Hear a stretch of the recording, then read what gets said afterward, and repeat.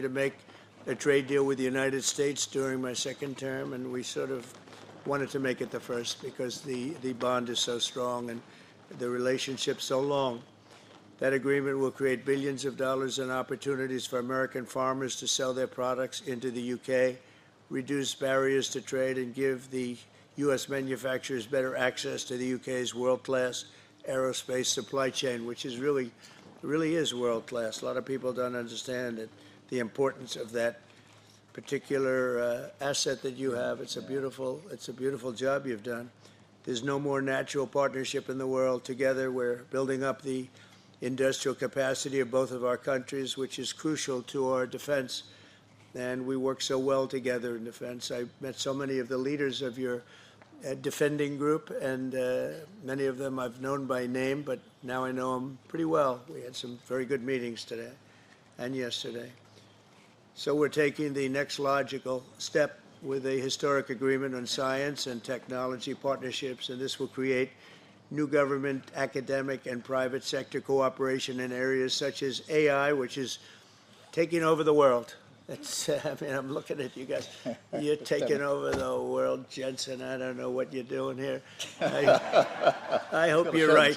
All I can say is we both hope you're right. But it's pretty amazing. Quantum computing, fusion, 6G, and civil nuclear energy, and align our nations through the approach of centered deregulation and innovation. And we're going to have a lot of deregulation and a tremendous amount of innovation. It's just happening. But this new accord is already helping spur a massive wave of private sector deals worth over $350 billion alone, headlined by a $136 billion from Blackstone. That's very nice. Steve, thank you. That's why you have that location, I think. It's considered the best seat of the year. Yours is pretty good too, Jensen. That's good. That's great, Steve. You know what you're doing better than anybody. American company X Energy and British company Centrica has been announcing, and really for a long while they've been talking about this deal, the deployment of modular nuclear reactors across the UK, all across the UK. It's been in the wind for a couple of years, and now we're getting it done, generating more than $50 billion in economic value, creating up to 2,500 jobs, and powering 1.5 million homes. That's a lot of homes. 7 decades after British genius Alan Turing pioneered the field, this agreement will also help America and our British allies dominate the future of artificial intelligence. You need the energy. You have to have the energy. That's one thing I learned very quickly. They need a lot of electricity. In the United States, you need double what we have right now just to maintain that fight. We're right now, and I want to say, leading China and the world by a lot in AI, a lot. And we're creating tremendous amounts of energy and letting you create your own electricity in many, many cases. And we're giving you very rapid approvals. We're getting them approvals like they've never seen before. They used to wait 15 and 20 years to be rejected. Now they wait 2 weeks or 3 weeks to be accepted. That's a pretty big difference. And at the same time, we always have the environment in mind, but we move them along. But we're committed to ensuring that you have secure and reliable sources of American AI and quantum technology. We intend to always be the UK's strongest, closest, and most trusted business partner. Very important to us. The relationship is very important. 1 year ago, our country was in serious trouble. The King of Saudi Arabia, great gentleman, you all know him. He said, "Sir, your country was dead 1 year ago, and now you have the hottest country anywhere in the world," and it's true. We'll have more than $17 trillion invested in our country this year, 17 trillion, which is many, many times what we had last year, and we're only in our just about almost 9th month, it's moving along quickly. It's amazing. I was saying we're in our 3rd month, our 4th month, our 5th month, but we're at, it's going to be over $17 trillion. No country has ever had anything like that, even close. GDP last quarter was 3.3%. Despite all of the things we're doing, One of the things we're doing, which I'm very proud of, is the border. We now have a totally closed border, totally secure. For 3 months, 0 people came into our country, bad people. And they come in, but they have to come in legally. We have a great process going. And inflation is virtually non-existent. As you know, we're taking in trillions of dollars from tariffs, and they've been so incredible for our country, so incredible. We're keeping our companies happy. We're keeping them solid and sane, and they're very, very thrilled at what's happened. They can't even, actually, they can't even believe it. And we've never seen investment like this. Without the tariffs, we would have just a fraction of that. And we're really the only one that can do tariffs. Nobody else is able to do them. With us, it works because people have to be there. But we've slashed 30-year-old regulations. And as you know, in my first term, we had a very successful first term. We had the greatest economy in the history of our country. And we had the biggest regulation cut in the history of our country. And now we're doing it again. We're slashing them at a level that is even beyond what we did in the first term. The first term, we did more regulation cutting by 4 times at any other time that any other country has done or that we've done. And we think we're going to exceed that this time. And we'll have regulation, but it'll be sane regulation. It'll be regulation that allows you to compete and do your thing, or regulations that you're able to get around and do things and you no longer have that regulation. But we slashed regulations at a level that's never been done before, and we're doing it at the same level right now. I recently signed the largest tax cuts in our country's history, and the bill includes a 100% expensing for investments in equipment and factories. Nobody's ever seen anything like that, and it lasts for a 10-year period, so it's going to be there for a while. But the countries and companies are coming into our country for the expensing aspect of the bill. It was in I call it the big, beautiful bill, the great, big, beautiful bill. We got so much, the largest bill ever passed in the history of our country. In fact, so big that we really don't have to pass too much anymore. We can just do this for 4 years, implement. You know, I like to implement because the bills are wonderful, but you have to implement. But the expensing is going to be the reason, I think, that bigger than anything else, when you have 1 year expensing, you can write everything off for the first year, including structure.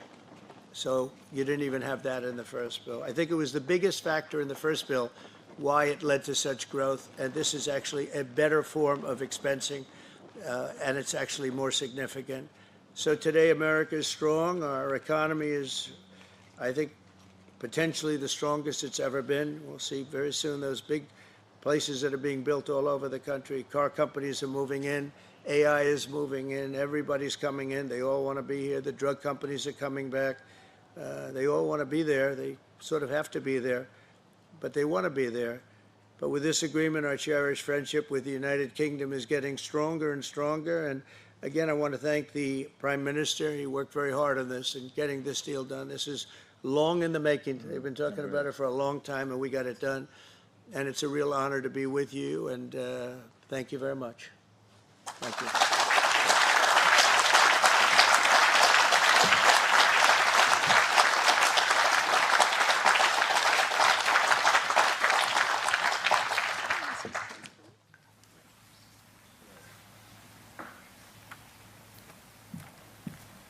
Sign this, Howard? Where's Scott? Did I sign this? Are you sure, Scott? If the deal's no good, I'm blaming you, Scott. That'd be great. It's a great honor.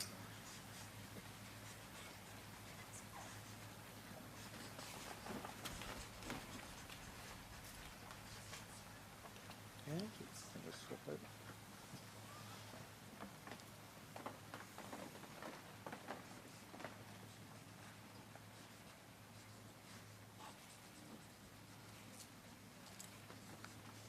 Okay, hold that up. Yeah.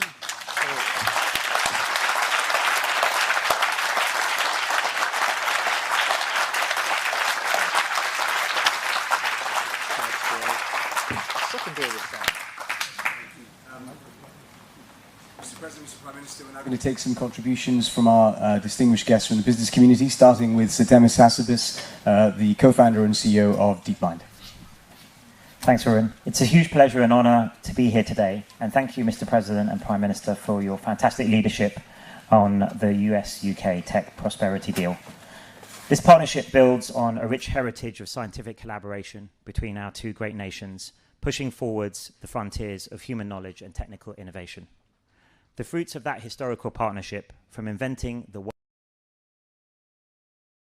forwards the frontiers of human knowledge and technical innovation. The fruits of that historical partnership, from inventing the World Wide Web to mapping the human genome, have gone on to benefit all of humanity.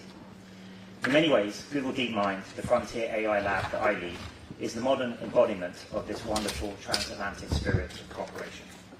With our two major research offices in London and California, now comprising the engine room of Google and powering all of its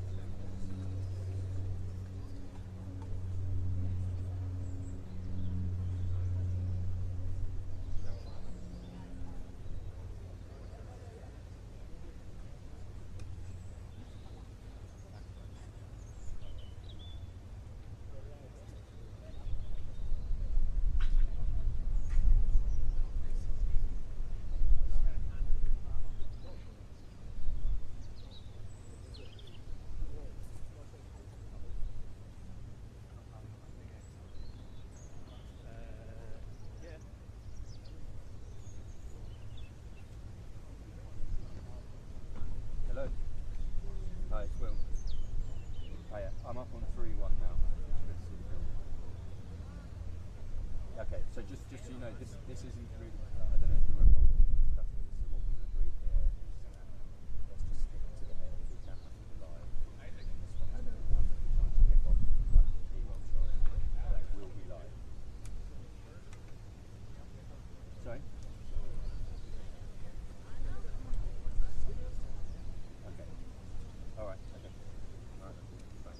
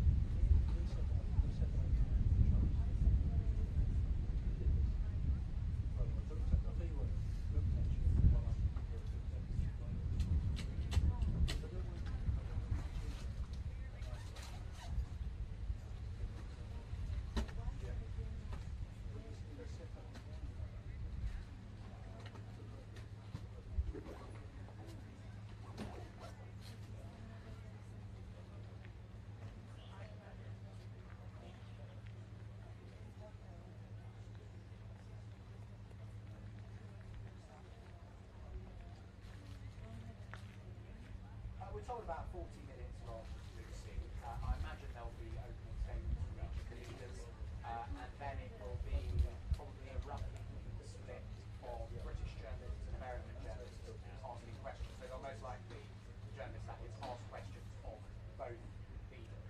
And then in terms of how it will go, I think it really depends on the mood of the leaders and, dare I say, particularly the mood of Donald Trump. The hope in the UK government, the hope in Keir Starmer's team will be that it merely perpetuates the incredibly good lines of this two-day status so far, from the president who is dazzled by the royal family, who gets on surprisingly well with Keir Starmer, and whose visit has ushered in significant investment to the UK. That's the upside scenario for Sir Keir Starmer and his team. The less rosy scenario involves Donald Trump taking things into a slightly more chaotic direction.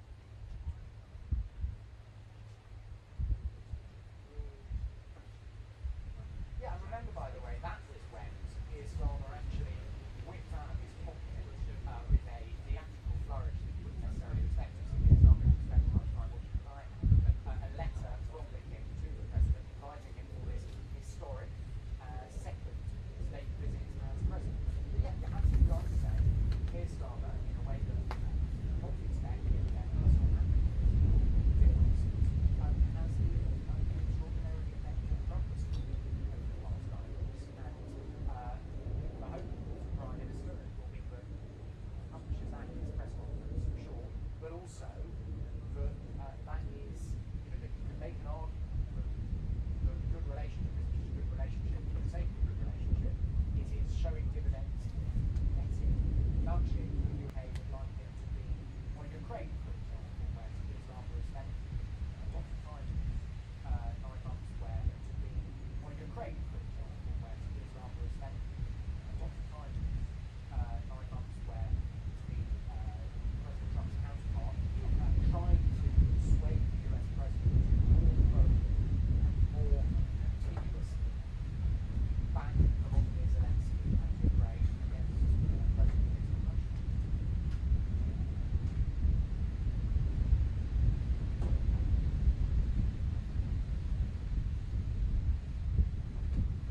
Yeah, I'll say. I mean, good question. I'm not sure there is definitive easy answer to it. I mean, Keir Starmer's team have worked very hard. It's not a report that's been done by accident. Actually, Keir Starmer was very quick on the phone to Donald Trump, who was still then only a presidential candidate. As in there's clips over there.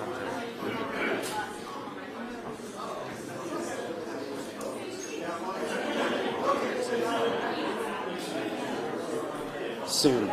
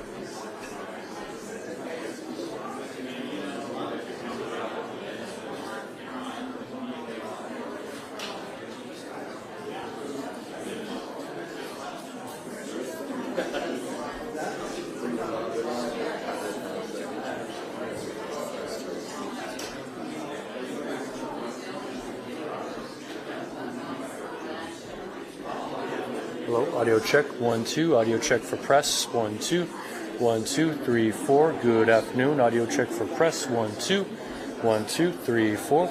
Audio check, 1, 2, 1, 2, 3, 4. I'm getting thumbs up, 1, 2, 3, 4, 5, 6, 1, 2, 1, 2. Check, check, 1, 2. Audio check for press, left podium good, 1, 2. Audio check, 1, 2, 3, 4. Still good, good. Everybody good, thumbs up, 1, 2. All right.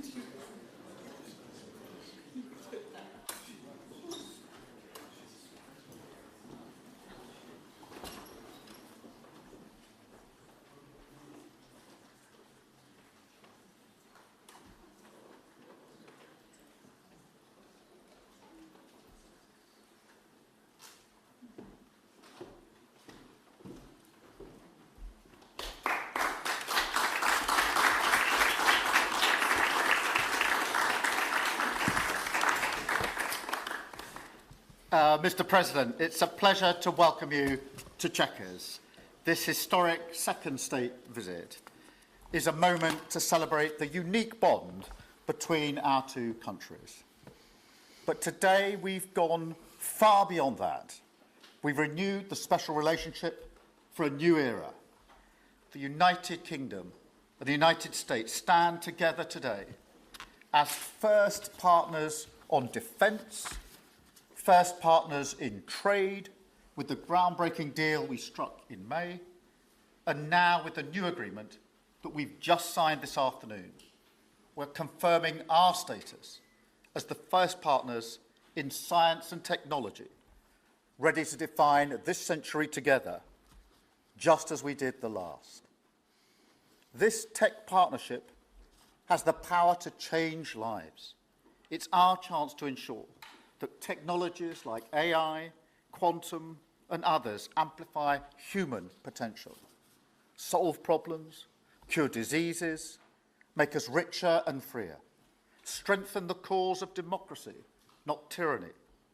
This is the territory on which the future will be won.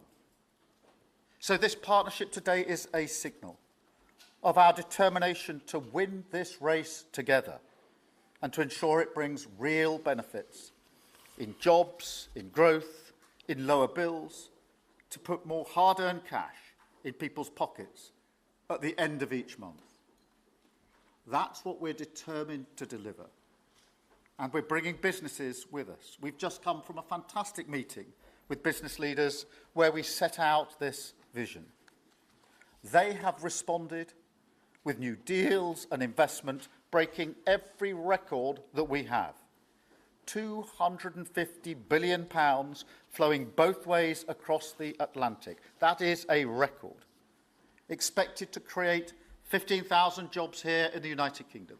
High-skilled jobs in cutting-edge sectors where people can build careers for the long term, changing lives in communities up and down our country. And look, while we shape this bond for a new era, the fundamentals have not changed. Security remains the cornerstone of this special relationship. We have the deepest, most advanced defence relationship in the world. Our warriors train together and they fight together. Our industries build together, everything from fast jets to the new AUKUS-class submarines. So now, as we drive up defence spending, we're going to sweep away the barriers to working together on new defence technologies so we can stay ahead of our adversaries. We're united in defence and security. Yes, absolutely. But we're also united in the pursuit of peace. We are working together to end the humanitarian catastrophe in the Middle East, get the aid in, free the hostages, and ultimately bring Israel and the region back towards a comprehensive plan which can deliver peace and security for Israelis and Palestinians alike. We're also working together to end the killing in Ukraine. In recent days, Putin has shown his true face, mounting the biggest attacks since the invasion began, with yet more bloodshed, yet more innocents killed, and unprecedented violations of NATO airspace. These are not the actions of someone who wants peace. So we've discussed today how we can build our defences further, support Ukraine, and decisively increase the pressure on Putin to get him to agree a peace deal that will last. And President Trump, you have led the way here, and we will continue to stand and work together for security and for peace. Mr. President, next year we'll celebrate the 250th anniversary of the United States. We've come on a long journey together since 1776.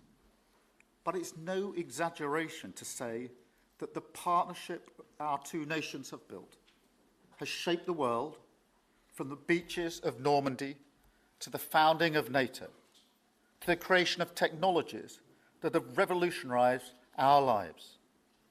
Time and time again, it is British and American men and women side by side, changing the path of history and turning it towards our values, towards freedom, democracy, and the rule of law. In Britain, we take huge pride in that. And let's be clear, this relationship is not just about history, it's about the future. It's about the benefits it delivers now and for decades to come, to make our people safer and better off. We've shown today that we're delivering those benefits, improving people's lives. So we will go into that anniversary year more optimistic than ever and more confident than ever about our two great nations and what they can achieve side by side. Thank you. And it is now my pleasure to give the floor to Mr. President. Thank you. Thank you very much, very much. Prime Minister Starmer, Melania and I are tremendously thankful for the wonderful hospitality that you and Lady Starmer have extended today at Chequers. Quite the place, I must say, quite the place. And we're grateful beyond words for the spectacular honor of the state visit yesterday at Windsor Castle, hosted by His Majesty King Charles III and Her Majesty Queen Camilla. These are two fantastic people. We will never forget it. As I said last night, the bond between our countries is like no other anywhere in the world. The United States and the United Kingdom have done more good on this planet than any two nations in human history. That is thanks in large part to the traditions of British liberty, which grew up on these isles, these beautiful, magnificent isles, and were carried by our ancestors to the New World. We're forever joined, and we are forever friends, and we will always be friends. This enduring connection is why I was thrilled that the United Kingdom was the very first country with which we made a historic trade deal, and a very good trade deal. He's a tough negotiator. I think it was a better deal for you than us, but these are minor details. It's a very good deal for both of us. He's a great negotiator who will extend our unparalleled security alliance into the realm of economic security for the first time, and I look forward to finalizing it very soon. We'll have it done very quickly. We have also just signed a historic technology prosperity deal, one of a kind, to ensure our countries lead the next great technological revolution side by side. In fact, we just left the business leaders, the biggest in the world. Some are in this room right now. And that was quite a meeting we had on business and trade and technology. This trip has galvanized $350 billion in deals across many sectors, and we're committed to ensuring that the UK has a secure and reliable supply of the best AI hardware and software on Earth. And we supply that, and we'll make sure we supply it in quantity to the UK. And we also are joining forces on quantum computing and nuclear power, a natural partnership for close allies. The United States, as you probably have heard, is doing better than it has ever done in terms of business and investment. The stock market has hit a new high, as you know, and that's for many, many days out of our fairly short 8 months. And we seem to be hitting new highs, and I think we're going to do much better even as time goes by. Jobs are at a record, and most importantly, we have more than $17 trillion, $17 trillion, and this is during an 8-month period being invested in the country, which is not only a record, but if you compare $17 trillion to the last year of the Biden administration, they did $250 billion. They didn't do $1 trillion for the 4-year period. We did $17 trillion of investment coming in. A lot of it's because of tariffs, and a lot of it's for a lot of other reasons, but there's never been anything like it. It's an economic superstar. That's what's become. It was mismanaged and badly handled for a long period of time, but it's not badly handled anymore. So that's a record. And remember, that's up until 8 months. We have another few months to go, and that number is going to get significantly higher, especially if we win a certain case that we're waiting to hear. That will be something like the world has never seen. I want to congratulate the United Kingdom on making the vital commitment to spend 5% of GDP on defense at the NATO summit this year. We've worked together very closely in so many ways.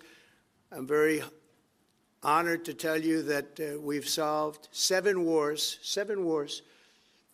wars that were unsolvable, wars that couldn't be negotiated or done. The U.S. has done 7 of them. The one that I thought would be easiest would be because of my relationship with President Putin, but he's let me down. He's really let me down. It was going to be Russia and Ukraine, but we'll see how that turns out. But that turned out to be, I thought it might be among the easiest of the group, but we had settled just about every conflict, and as you know, we're working very hard on Israel and Gaza. All that's happening over there. Complex, but it's going to get done. It'll all get done right. And likewise, Russia and Ukraine will get done. But you never know in war. You know, war is a different thing. Things happen that are very opposite of what you thought. You thought you were going to have an easy time or a hard time, and it turns out to be the reverse. As we saw in the unforgettable parade yesterday at Windsor Castle, what a place it is. The British Armed Forces carry on one of the finest military traditions in the world, one of the greatest marching bands, one of the most magnificent sights I've seen. I know that our service members look forward, and we do look so forward to working even more closely with yours as you push toward that 5% goal. And I think, Mr. Prime Minister, you're just about there. You're going to be there very quickly, along with a lot of other great countries.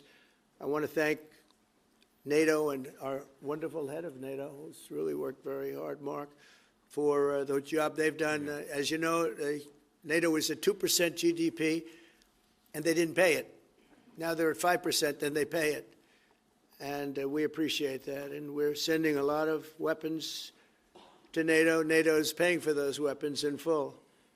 But we're sending them, and we're doing a great job at getting them what they need. And we appreciate the fact that they're taking care of it, because the United States is into that war for $350 billion. And just really very sad. It just got out of control. They didn't know what they were doing. But over the generations, British and American warriors have shed their blood side by side in defense of liberty and freedom. And that's why it's so imperative that the United States and the United Kingdom stand together for these fundamental rights and values of the English-speaking world. And we've always stood together, and we will continue to. Just last week, a great American, Charlie Kirk, was heinously assassinated for speaking his mind. He was a great young man, incredible future. Some people said he might be president someday. I told him, I said, Charlie, I think you have a good shot someday at being president. And he just wanted to take care of youth. He loved youth. I've never seen anybody relate to youth like Charlie, and they related to him, and they're devastated.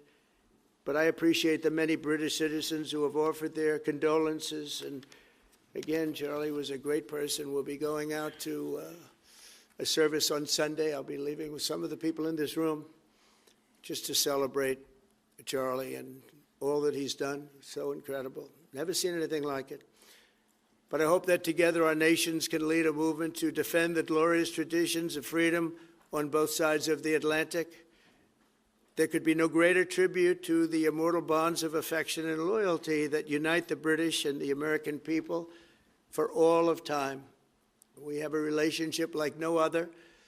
It will always be that way. We will always be united. We'll always be together. And I just want to thank you, Mr. Prime Minister, for the great job I think you're doing. Thank you very much. Thank you.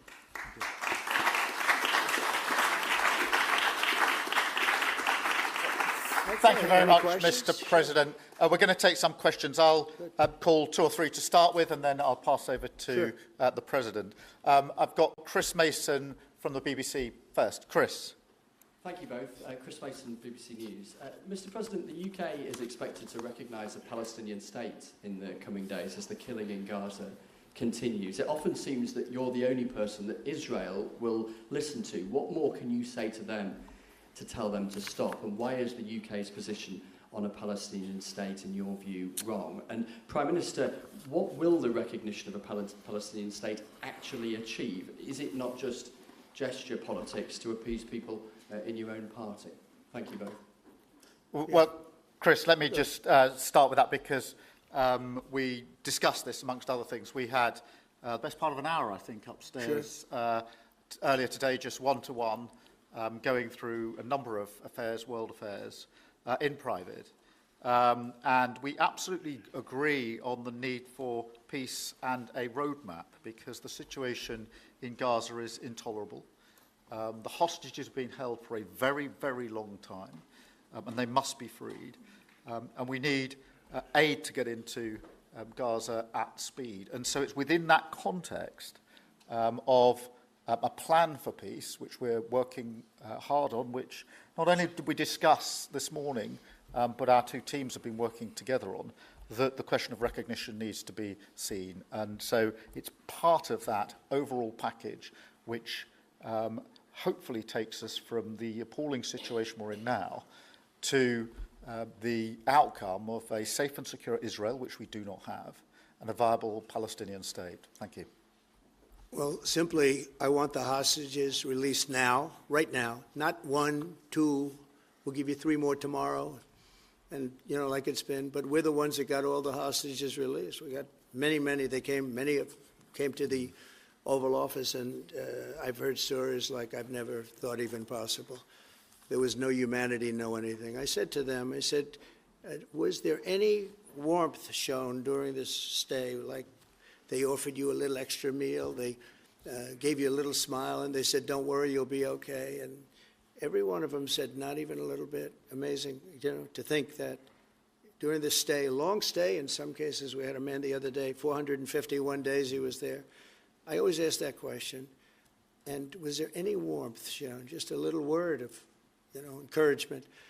And the answer is every time, absolutely not. I'm shocked to hear it, because in the worst cases, there's always somebody that comes through.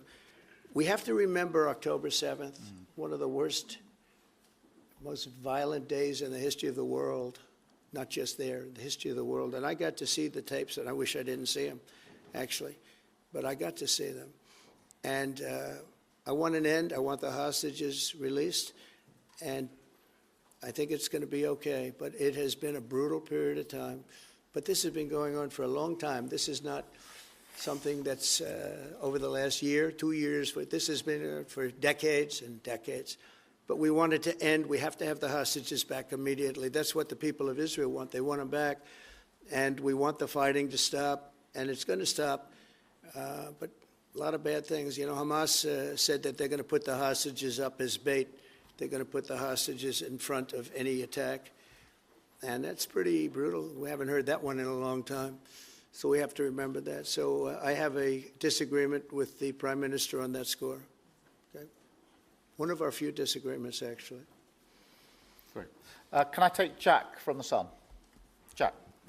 Thank you both. Jack Elson from The Sun. Mr. President, in the 9 months you've been in office, you've been incredibly successful in all but eliminating crossings on your southern border. Yeah. Meanwhile, illegal migration is at record levels in Britain. The Prime Minister is trying to tackle that. What advice would you give to the man standing next to you on trying to stop illegal migration in Britain? And Prime Minister, if I can just ask, the President is all about drill, baby, drill in terms of trying to secure American energy and cut bills for Americans. Meanwhile, you are turning Britain's back on oil and gas in favour of renewable energies, such as wind turbines. Why do you think that you are right and he is wrong? So we had millions of people flowing in, totally unchecked, totally unvetted from the Biden administration. 25 million, in my opinion, that would be about 25 million. They came from prisons, they came from mental institutions, they were gang members, they were drug dealers. They came from the Congo. They came from all parts of South America. They came from everywhere. Think of it, prisons from the Congo being released into the United States. Prisons opened up in Venezuela and many other countries, pouring into the United States. And I couldn't believe it. One of the reasons I decided to run. I decided to run because I don't want to be controversial, but you see what's happened, and you see all the information that's come out. We won in 2020 big, and I said, let's run, we got to run, because I saw what was happening. And the worst thing that I saw was all of these people. You know, we've already solved inflation. We've solved prices. Oil is way down. Energy is way down in the United States. But what I saw happening with millions of people pouring into our country, I couldn't stand to watch it.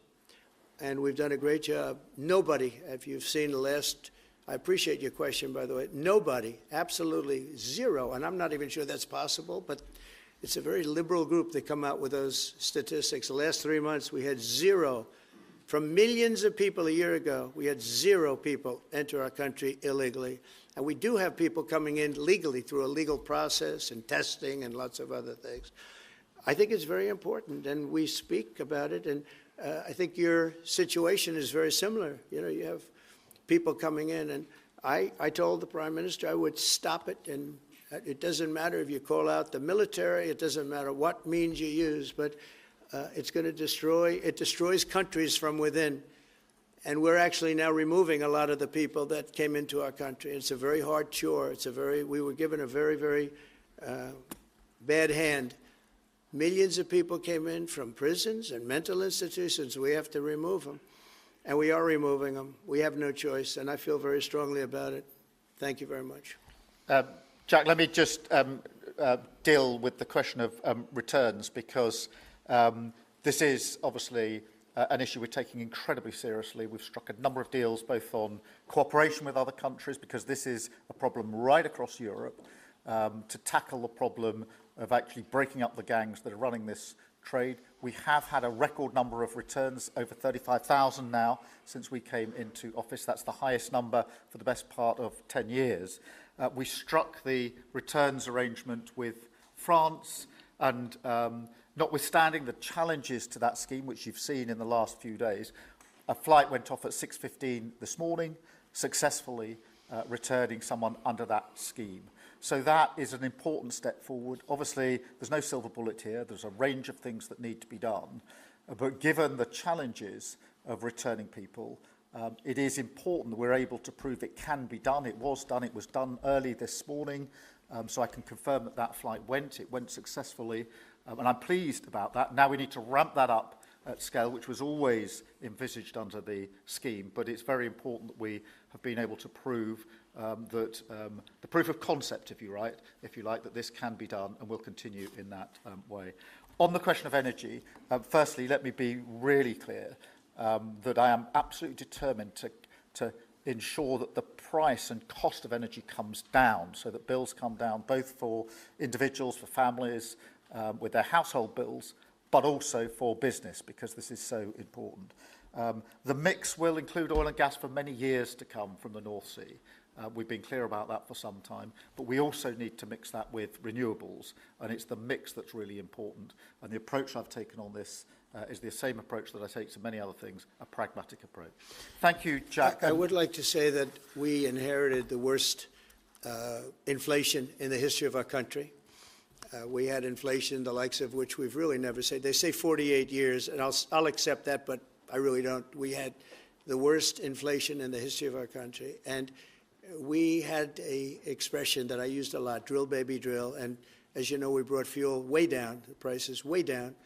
And we don't do wind because wind is a disaster. It's a very expensive joke, frankly. And we got our energy prices way down. That brought the inflation way down. And now we have very little inflation. And we have a very, very strong economy. So that was very important. Drill, baby, drill. And you have a great asset here. We spoke about it. It's called the North Sea. The North Sea oil is phenomenal. And I hope, because I love this country, you know, my mother was born in Scotland. And the Hebrides, Stornoway, that's Syria, Scotland. We were talking about it. And I want this country to do well. And you have great assets that you're going to start using, I believe, under this Prime Minister. Thank you. And I've got Matthew from The Economist. Matthew. Thank you, Prime Minister. Mr. President, you say that President Putin has let you down. Have negotiations run out of road, and what are your next steps to compel an end to this war? Well, he has let me down. I mean, he's killing many people, and he's losing more people than he's killing. I mean, frankly, the Russian soldiers are being killed at a higher rate than the Ukrainian soldiers. But, yeah, he said, let me down. I don't like to see. It's death. You know, it doesn't affect the United States. We have, other than unless you end up in a world war over this thing, you could. This was a thing that would have never happened had I been president. If I were president, it would have never happened. And it didn't happen for 4 years. Most people agree it didn't happen, nor was it close to happening. And I spoke to President Putin about Ukraine. It was the apple of his eye. I've said that many times. It was. But he would have never done what he did, except that he didn't respect the leadership of the United States. They just went through the Afghanistan total disaster for no reason whatsoever. We're going to leave Afghanistan, but we're going to leave it with strength and dignity. And we're going to keep Bagram, the big air base, one of the biggest air bases in the world. We gave it to them for nothing. We're trying to get it back, by the way. Okay, that could be a little breaking news. We're trying to get it back because they need things from us. We want that base back.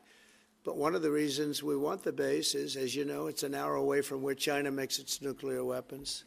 So a lot of things are happening, but I am very disappointed in the fact that that one's not settled. To think that we settled Azerbaijan and Albania, as an example. It was going on for years. It was never going to be settled. If you remember, the prime minister and the presidents, they were there for many years. They said, when they were in my office, we settled. And they started off at both sides of the Oval Office, so far away. I didn't know you could be so far away. And as we were together for an hour, they kept getting closer, closer. And by the time we finished, we all hugged each other. And one said, I've been in this position for 22 years, and all I've done is kill their people. The other was there for 7 years, and all he did was kill their people. And we got it settled. And we did others, as you know. The Congo, we settled the Congo with Rwanda. That was going on, and that was a machete war. That was a gruesome war. Many people, close to 10 million people killed. We got that settled. My biggest disappointment, but it's, you know, look, we did 7, and most of them were not thought to be settleable. We did India and we did Pakistan. That's 2 nuclear. That was purely for trade. You want to trade with us, you're going to have to get along. And they were going at it hot and heavy. But the Russia situation, I hope we're going to have some good news for you coming up. But again, it doesn't affect the United States. And look, it doesn't so much affect you. Of course, you are a lot closer to the scene than we are. We have a whole ocean separating us. But I will say this, it's millions of people have died in that war, millions of souls. And they're not American. They're soldiers, mostly soldiers, as you know. The soldiers are being killed at levels that nobody's seen since the Second World War. But they're being killed, and I feel I have an obligation to get it settled for that reason. Thank you. And just to add on that question, because we have to put extra pressure on Putin. And it's only when the president has put pressure on Putin that he's actually shown any inclination to move. So we have to ramp that pressure up. I think it's important to have this conversation in the context of what's happened in recent weeks. We saw damage and bombing to the British Council in Kyiv. These are targets that it was thought until recently were not targets that would be hit. The British Council, the European Union Embassy, the Council of Ministers, where President Zelensky's ministers work was hit. Again, these were thought to be places that wouldn't be hit. And then the incursion into Poland last week. And if you put that together, what you can see is either an emboldenment or at least an increased recklessness on Putin's part. And that's why I said earlier that they're not the actions of someone who wants peace. So we have to ramp up. And we discussed earlier today, we have built the coalition of the willing with British leadership and French leadership, stepping up with military planning in the seas, in the sky, on the ground, and ramping up what we do with the Ukrainians themselves. And of course, that taken with an American guarantee is now an example, I think, of the challenge of Europe stepping up to the plate, which it has done in the last few months, to show through what we and the French have done that we're prepared to take the lead in this and take the necessary measures. But that's a war that could have been a third world war, and I don't think we're going to be there now. But that was heading to a third world war. And what a shame it is. What a shame it is.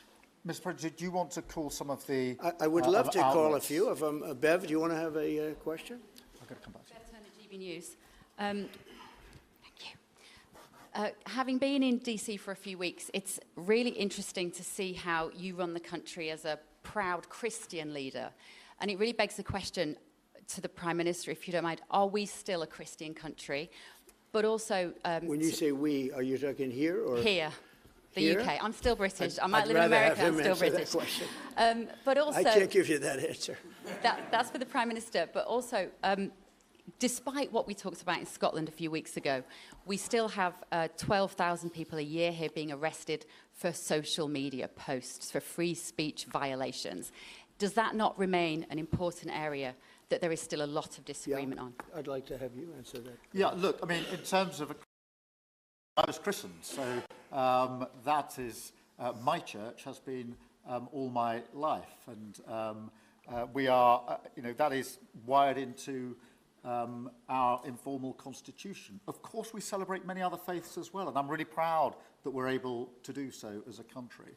And on free speech, that has long lived in this country, free speech. It's one of the founding values of the United Kingdom, and we protect it jealously and fiercely, and always will, and we will bear down on any limits on free speech. I draw a limit between free speech and the speech of those that want to peddle paedophilia and suicide social media to children, and therefore I'm all for free speech. I'm also for protecting children from things that will harm them, paedophiles, those that peddle suicide, which has had a terrible consequence for individual, particularly teenagers.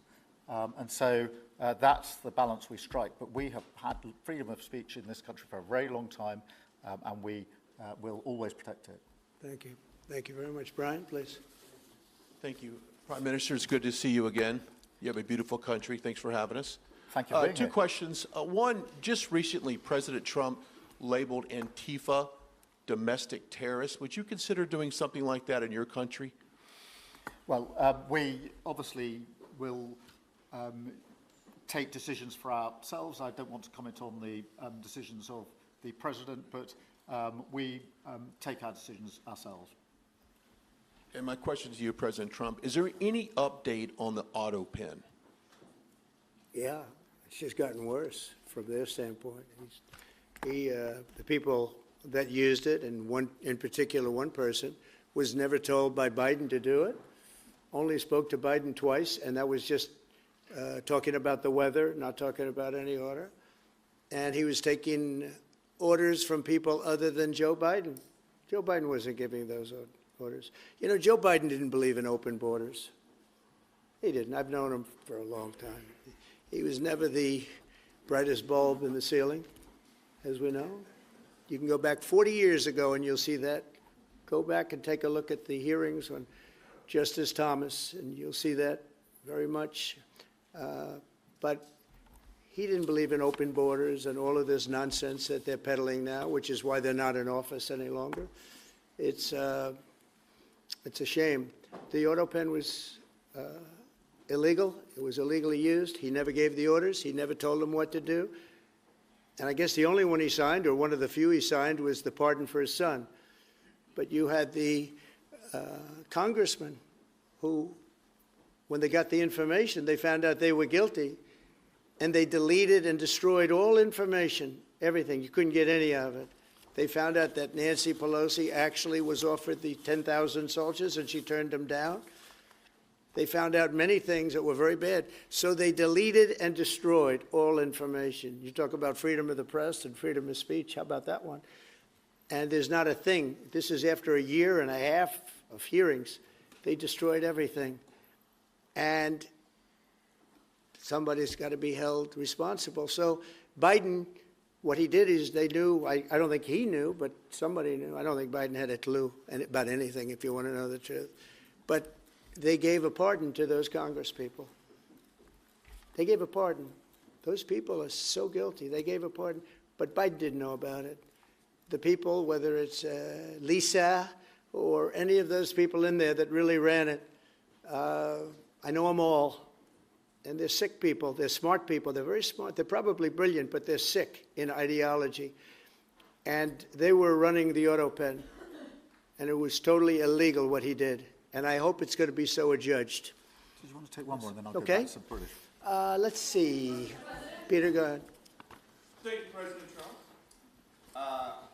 In the deal that you're working on for the Chinese to sell TikTok to an American buyer, are the Americans going to have to come up with their own algorithm, or are they going to continue to use the successful but addictive Chinese algorithm? So what we're doing, and we're speaking to President Xi on Friday to see if we can finalize something on TikTok, because there is tremendous value, and I hate to give away value, but I like TikTok. It helped get me elected. In fact, Charlie said, "Sir, you ought to get on TikTok. You'd be great." I said, "Really? Tell me about TikTok." And we, as you know, we did unbelievably well with youth, like at a level that no Republican has ever even dreamt of. And in what, look, I think we won it for a lot of reasons, but that was a reason we won the election by such a big number. TikTok has tremendous value. The United States has that value in its hand because we're the ones that have to approve it. I specifically get the right to approve it. The people that are investing it are among the greatest investors in the world, the biggest, the richest, and they'll do a great job. And we're doing it in conjunction with China. But we are getting, the United States is getting a tremendous fee plus, I call it a fee plus, for just making the deal. And I don't want to throw that out the window. I can say this, that you'll have a lot of very unhappy youth. And I use TikTok very legitimately, very straight, just statements every day, little statements, short statements. "Sir, make it short, please." And TikTok Jack, we call him. He was pretty good. Did a good job for me, I guess. But no, I'd rather reap the benefits. I mean, the kind of money we're talking about is very substantial. And it'll be owned by all American investors and, the best investors and the, very rich people and companies are going to be owning it. Very, very straight, very legitimate companies, and really companies that love America. So they're going to be owning it. It's a big thing. And on a much bigger scale, and probably that's why we were able to get that, but on a much bigger scale, we're pretty close to a deal. We may do an extension with China, but it's an extension based on the same terms that we have right now, which are pretty good terms. And my question for Prime Minister Starmer, if you feel so strongly about officially recognizing Palestine for statehood, why are you waiting for President Trump to leave the country? Why can't you just do it right now? And isn't there a risk in rewarding Hamas with that? Well, let me be really clear about Hamas. They're a terrorist organisation who can have no part in any future governance in Palestine. And what happened on October the 7th was the worst attack since the Holocaust. We have extended family in Israel. I understand firsthand the psychological impact that had across Israel. So I know exactly where I stand in relation to Hamas. Hamas, of course, don't want a two-state solution. They don't want peace. They don't want a ceasefire. So I'm very clear where I stand on Hamas. Okay. On the question of recognition, I made my position clear at the end of July as to the timing, which has got nothing to do with this state visit, and I've discussed it with the President, as you would expect amongst two leaders who respect each other and like each other and want to bring about a better solution in the best way that we can. Thank you so much. Can I go back then to Robert at ITV? Robert Person, ITV. Mr. President, you uniquely, you alone in the whole world, have the power to persuade Prime Minister Netanyahu to stop the demolition of Gaza City, to stop the starvation of Palestine, and to stop the killing of civilians. If not now, when will you exercise that power to tell him to stop? Sure. And then for both of you... But you do understand about October 7th. You do understand. So believe me, I understand. One of the worst days in the history of humanity. What happened, I have seen the tapes. Babies that are sold and just chopped up to pieces. And you've seen the tapes, and I've seen the tapes. You're a professional, and so am I. And people forget about October 7th. I can't forget about it. So I want it to end, but I want the hostages back. I don't want the hostages used as human shields, which is what Hamas is threatening to do. But as soon as they're back, that's the moment you will tell Netanyahu Well, to stop. it would certainly help, but I have to have the hostages back. And I don't want them back piecemeal, as I said before. I want them back. And on a separate issue, free speech, your Vice President Vance said that free speech is under attack in the UK. Do you agree with him? And Prime Minister, we saw the dismissal of a very well-known chat show host in America last night, Mr. Kimmel. Is free speech more under attack in Britain or America? Well, Jimmy Kimmel was fired because he had bad ratings more than anything else, and he said a horrible thing about a great gentleman known as Charlie Kirk. And Jimmy Kimmel is not a talented person. He had very bad ratings, and they should have fired him a long time ago. So, you know, you can call that free speech or not. He was fired for lack of talent. Yeah, please, go ahead. Yeah, I mean, firstly, on the question of Charlie Kirk, can I just express how shocking that is, I think, to everybody who believes in free speech and in democracy. It sent shockwaves through the world, and I know that he was a friend of the president, and I reached out straight away to the president because I understood how impactful it would be on him and his family. And we all need to be absolutely clear about that. Whatever our political views, it is shocking and is to be condemned. On free speech, not much to add to the answer I gave earlier. This country's had free speech for a very, very long time. It is part of who we are as a country, and it is the values that we fought for. We fought for it during the Second World War alongside each other. So we need no reminding of the importance of free speech in this country. Thank you, Robert. And I go to Beth for the final question, please. Beth. Thank you so much. Sky. Thank you, Beth Rigby, Sky News. Thank you, Prime Minister. If I could start with you. Prime Minister, President Trump has said he's ready to impose major sanctions on Russia if NATO countries stop purchasing Russian oil. He's got a point, hasn't he? Is that what you now believe is needed to bring Putin properly to the table? And what's your message to the President on US sanctions? And Mr. President, if I may, the King praised your personal commitment last night to finding solutions to the world's most intractable conflicts. You have invested much of your time and effort in Ukraine, but even as you seek to broker a deal, President Putin is escalating the war. He's firing drones into NATO airspace. You say he has let you down. Was it a mistake to invite him to Alaska? Do you regret it? No. And is it time to squeeze him, sir, and scare him and impose sanctions? And finally, if I may, the elephant in the room, Lord Mandelson, he is no longer the ambassador. Do you have some sympathy with him that he lost his job over historic links to Jeffrey Epstein? Thank you very much, sir. I don't know him, actually. I had heard that, and I think maybe the Prime Minister would be better speaking of that. That was a choice that he made, and I don't know. What is your answer to that? Well, I mean, it's very straightforward. Some information came to light last week which wasn't available when he was appointed, and I made a decision to come out of it, and that's very clear. On the question of the pressure on Putin and on Russia, which is obviously really important, look, I think it is a challenge to Europe. There are a number of European countries which are too reliant on energy from Russia. The UK actually obviously has almost got nothing at all, but we do need to bear down and work with our European counterparts here. There are one or two countries, I think, that do need to look again at the question of energy. There's no one silver bullet here. We do have to have a wider suite of sanctions, which we've put in place a number of times, working across Europe and with the United States.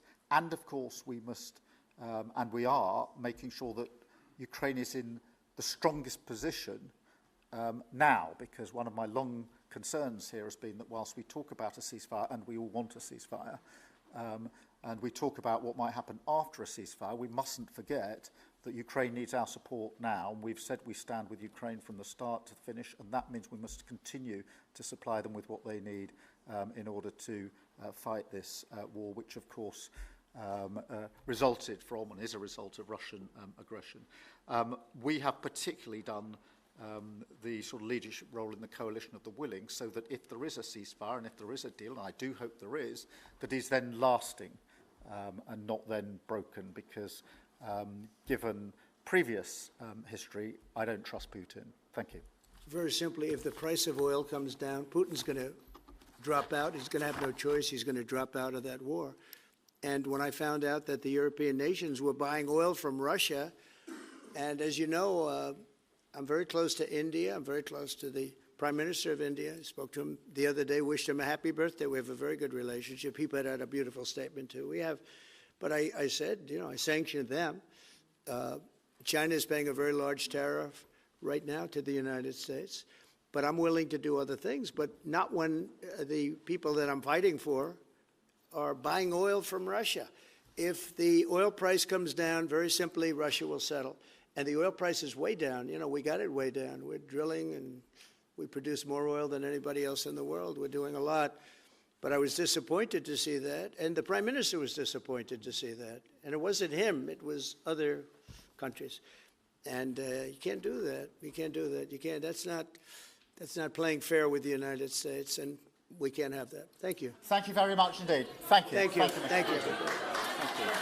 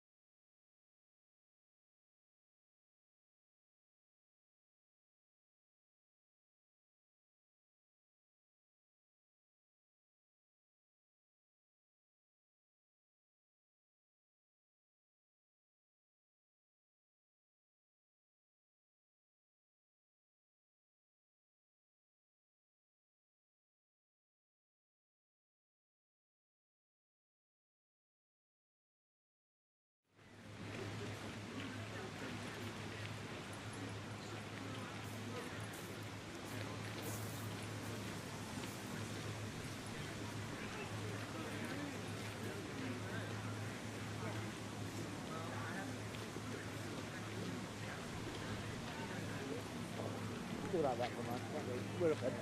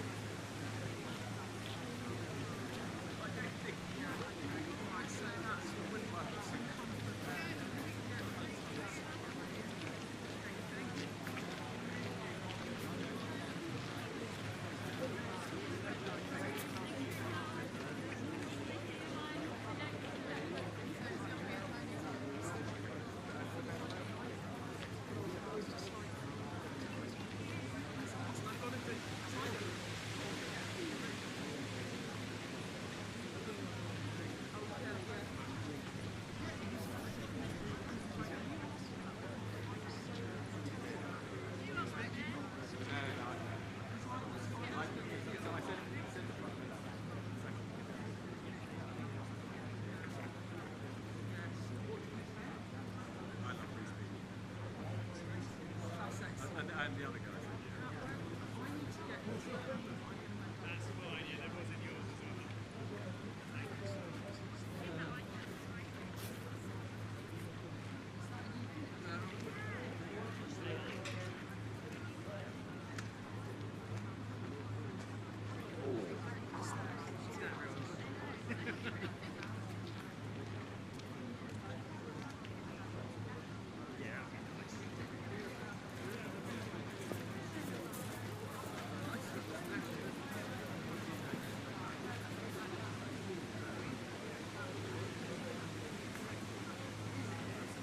Like social media. Social media, it works. Keep it down here, man. See how things are. Get your phone out.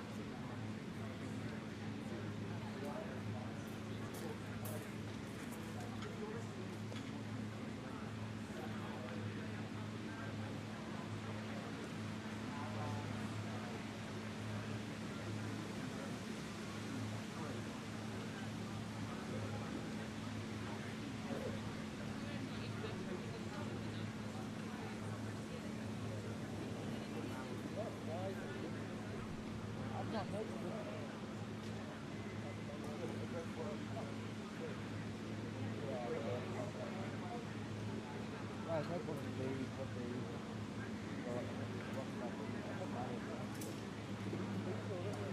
I've got no problem with these.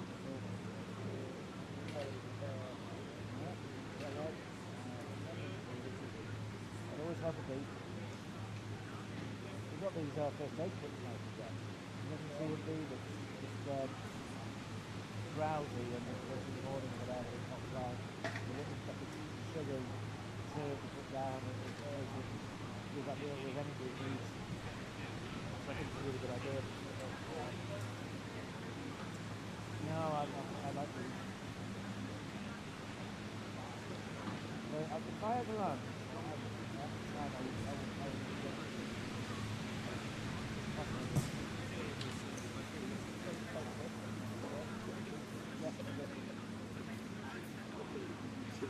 not out. Not out.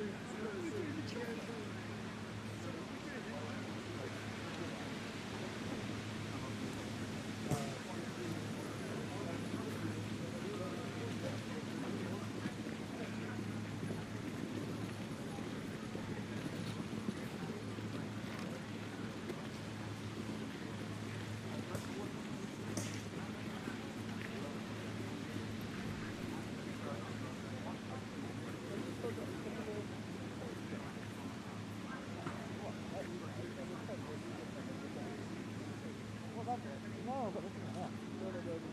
Yeah, I've got everything I've got too.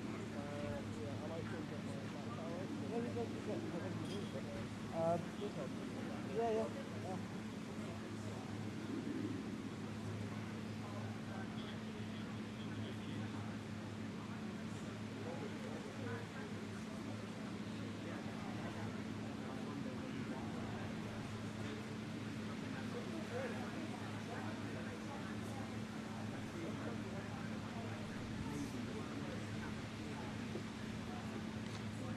Are you transmitting?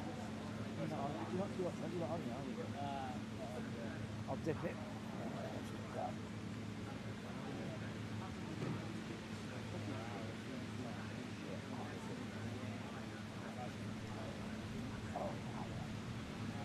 I like it. I think the big clue is they'll land first.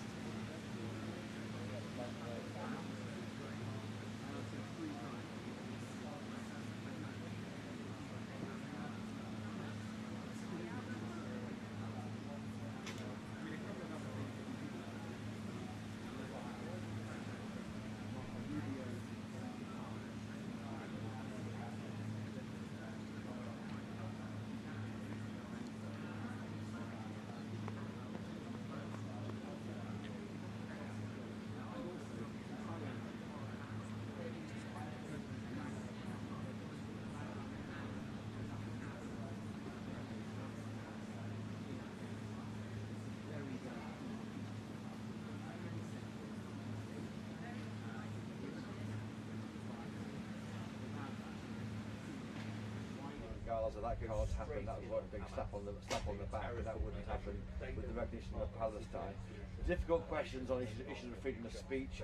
Sir Keir Starmer there saying we are the home of free speech and making those points, but asked several times, twice about that. He gave that answer. But I thought the most interesting answer, I think, was one about small boats. What would you do to stop the boats? And the answer from Donald Trump, while it had much more bang for its buck than Sir Keir Starmer. Here's what the answer was. Behind closed doors, they've established this war report, and I think actually you've got a bit of it publicly. This is the way in which Keir Starmer manages to smooth over those points of difference and maintain the report. Yeah, I think that's actually right. I mean, we saw some elements of Donald Trump in terms of some of the things that he returns from time to time again, which will be a bit bewildering to our viewers watching. There's this whole question about Joe Biden's use of the auto head. But these things do come up and then come up. There we have Donald Trump there saying, why can't you be called the military, and something which has been said often by reform UK politicians here. And also news there on Afghanistan. The UK is trying to get back the Bagram Air Base, which Joe Biden, when he was president, he surrendered that to the Taliban, didn't he? But the Bagram Air Base, of course, 1 hour, he said, from where China develops its nuclear weapons or have a nuclear facility at least in China. So clearly, America is thinking around the world on this strategic level. But yes, interesting. I think it was an informative press conference, one much more friendly, I think, than you see with France and America. I thought in many ways we are we're back to where we are with this country. Are we going to choose be the US's best friend or towards the European Union? Again, it was somewhere in the middle.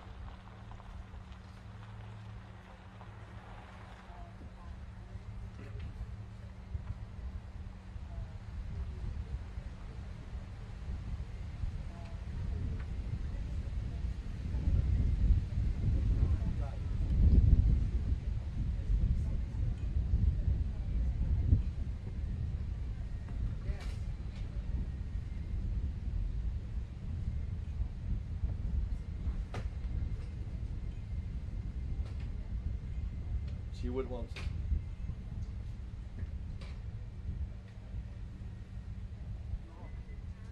I think that's right. I think you heard that in his tone, didn't you? He was, I wouldn't say overwhelmed, but he was clearly subdued by what had happened. Elated perhaps, but also subdued. Exactly right. He did say there, drill baby drill, wind is a disaster, a very expensive joke. He said you have these huge assets in the North Sea, and he sort of implied though that the PM would start exploiting those assets. We haven't seen any sign of that, and of course Ed Miliband, the Climate Change Secretary, would be a lot against that. But yeah, there are divisions here. I think one of the few real divisions was over Palestine, and that's likely to be recognised by the UK government this weekend or early next week before the UN General Assembly meet. But yes, it was a friendly conversation between two close allies. I had my hand in the air, Martin, with your best question. Sadly, I wasn't selected by number 10 Downing Street to ask a question today, but I'll keep my hand in the air all the time for TV News viewers.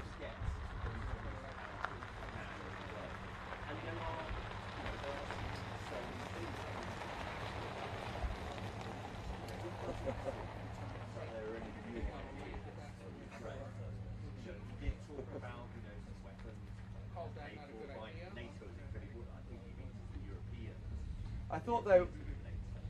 So there's maybe some movement on that. Well, I thought the question, Beth Turner's question was brilliant, of course. It was asking about the issue of Christianity, and the America is a big issue in America, laying out your faith on your sleeve. We don't do it as much amongst our leaders. But I did hear, I never heard Sir Keir Starmer say that I am a Christian. I've been Christianity or Christian all my life.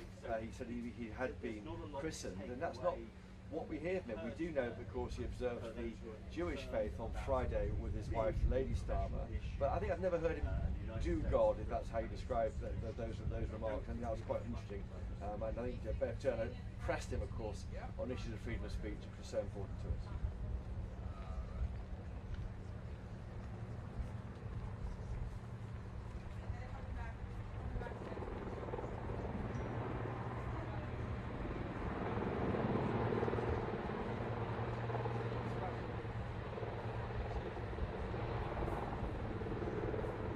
Great. Yeah, they're playing the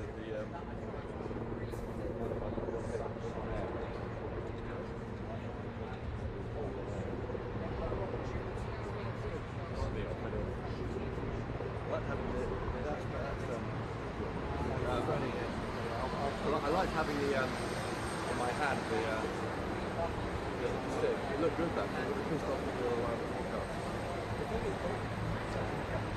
Oh, really?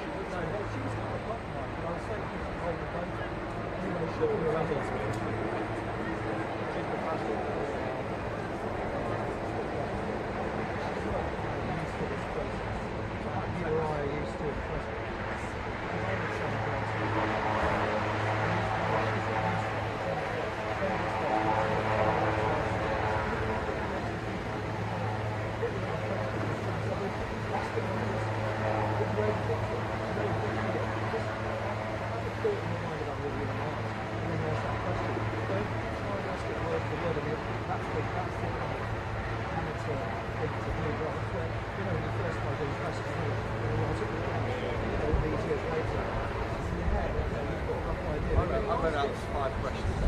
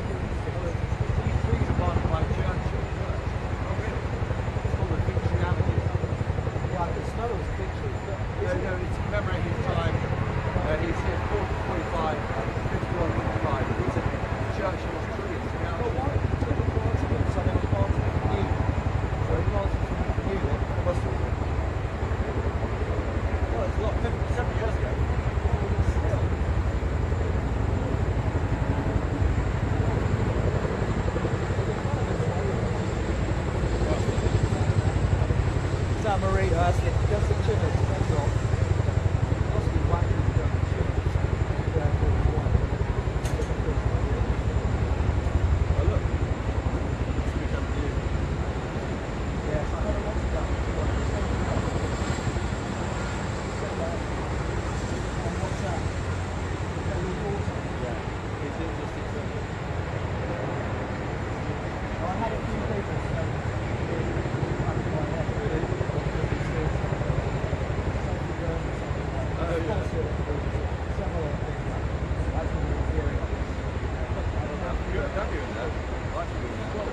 great help on this trip, thank you.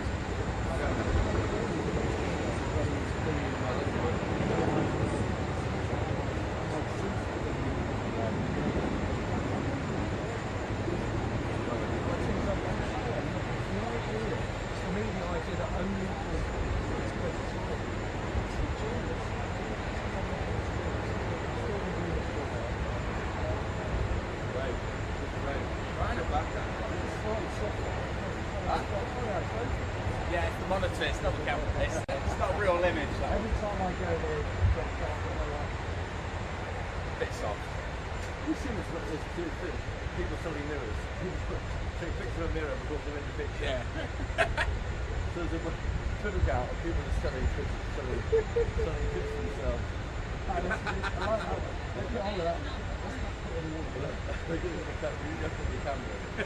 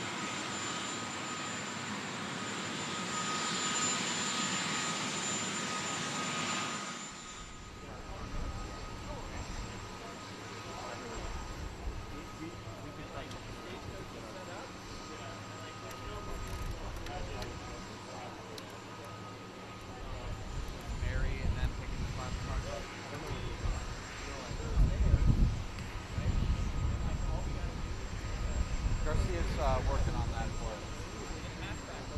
The flag.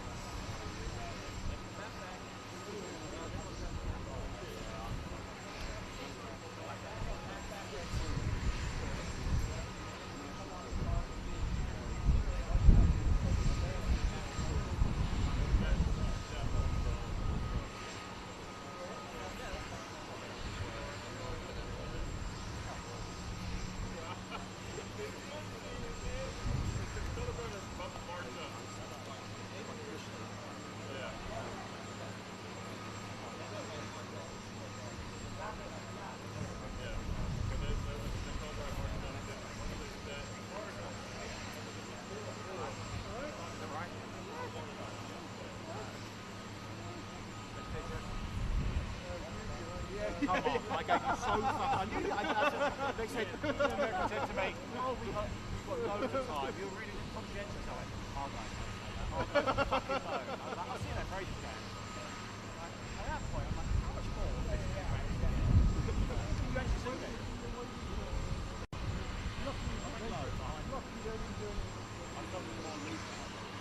Well, look at that coming in. Talking to you, you can go there again.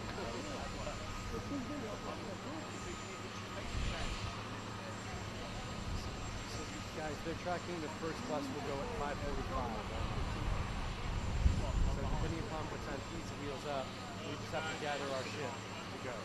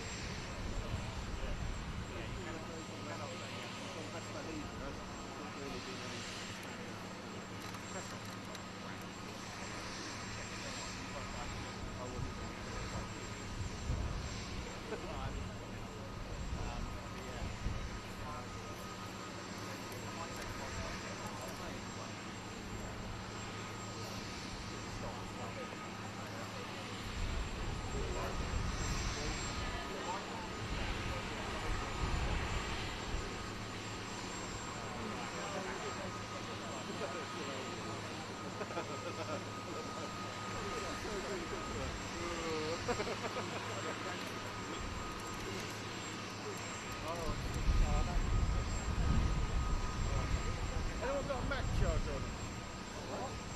charger for a Mac right here. No, I can't go back. Hold on. There's power at the back. I can't find the battery for the bloody dish. Yeah, I left mine there. I can't find it.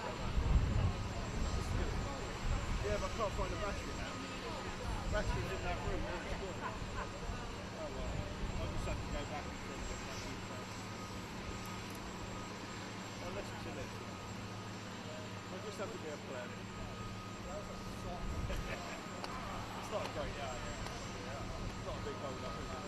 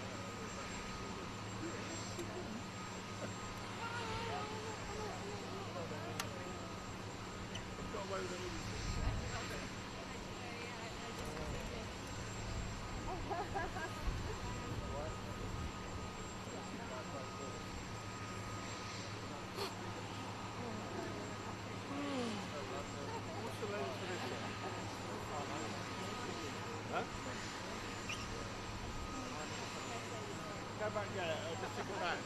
Alright, go back. I'll get your plug. You get that plug over your area. Gonna make a tea.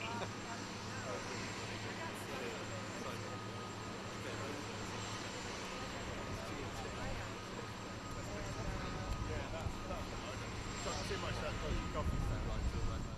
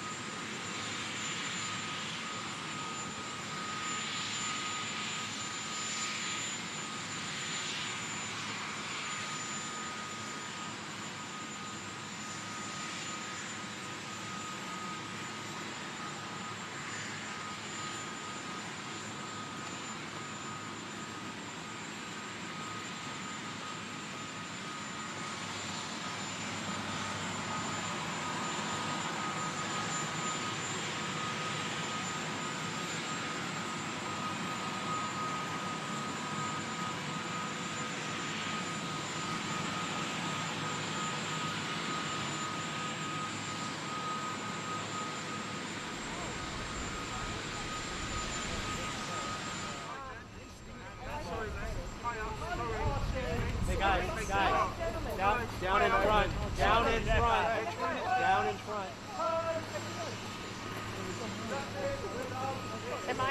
I'm good? Come back. Am I low enough? Yes.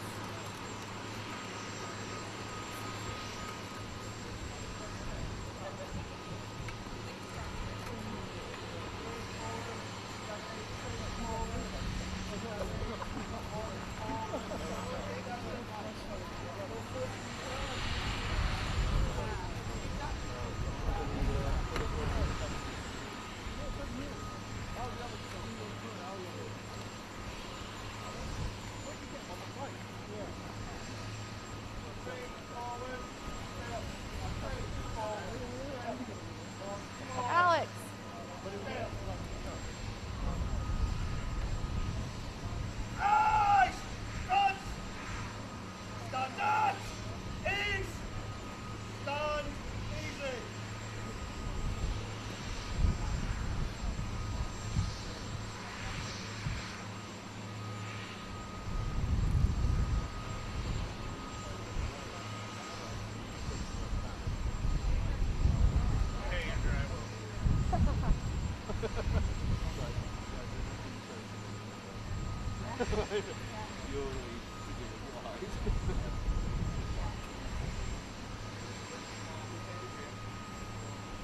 Yes. No, because they're walking out. Oh, I was like, the door's open. Daniel? I think he's not walking out right now. This is the last question.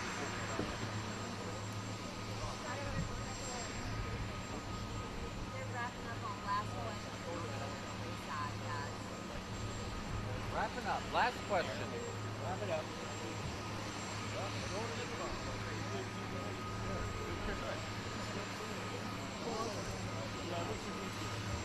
Just getting a selfie.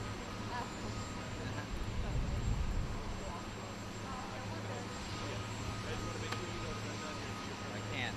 It's too hideous. Try it anyway.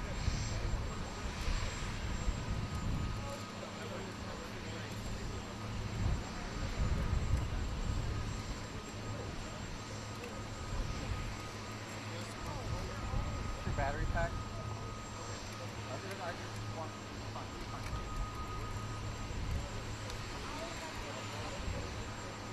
Get your stuff back? Might be gone. It was broken.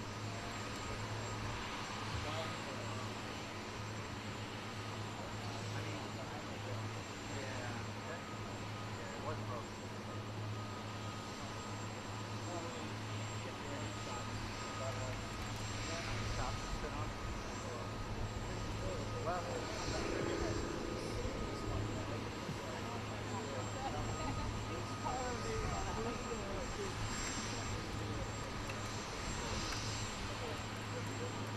Hey John, you want to ask Danny if he grabbed that ladder?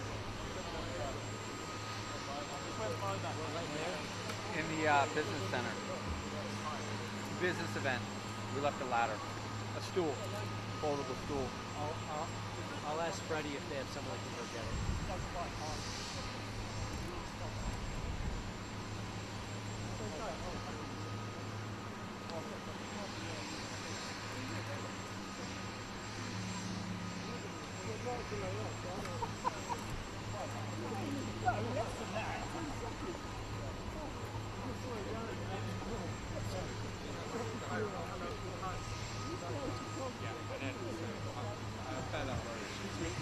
Yes.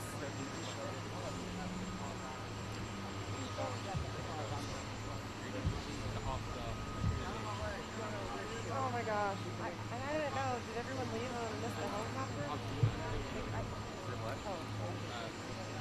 We have to get Nikki. over there if we get on the helicopter. The ladder. He can get it.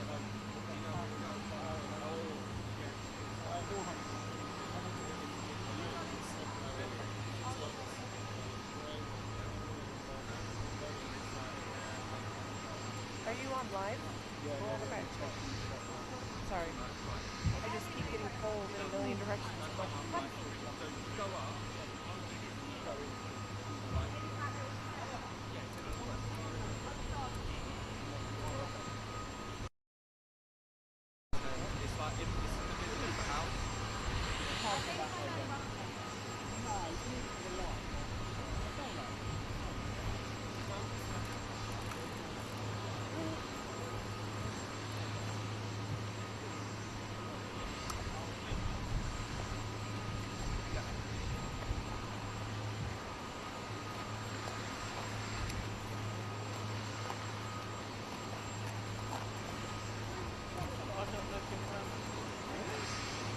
Oh, that was good.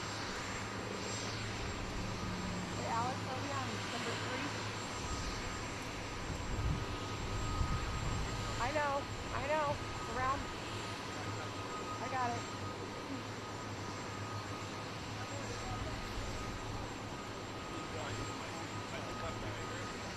Yeah, but he doesn't care about this video. Daniel said he's too tired to do it.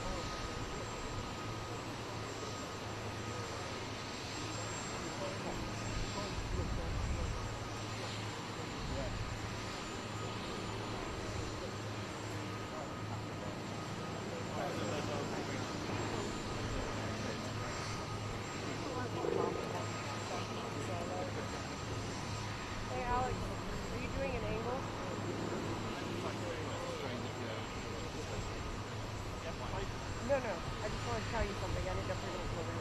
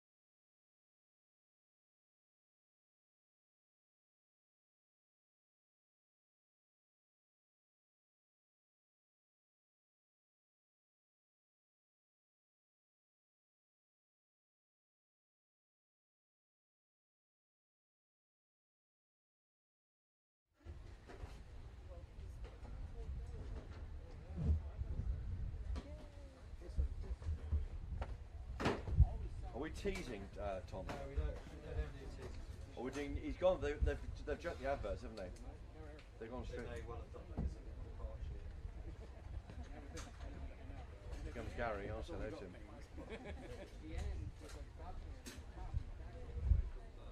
Plus, Gary, it's Chris Hope here. Nice to see you, man. Good to see you. Yeah, well done.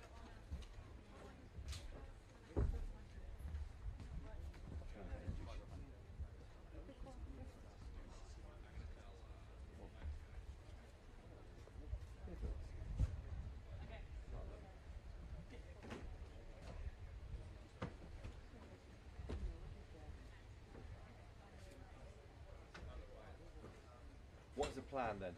At 5, what happens at 5? We're doing a live after bulletin. They've dropped out of it? I don't know, they'll do a bulletin.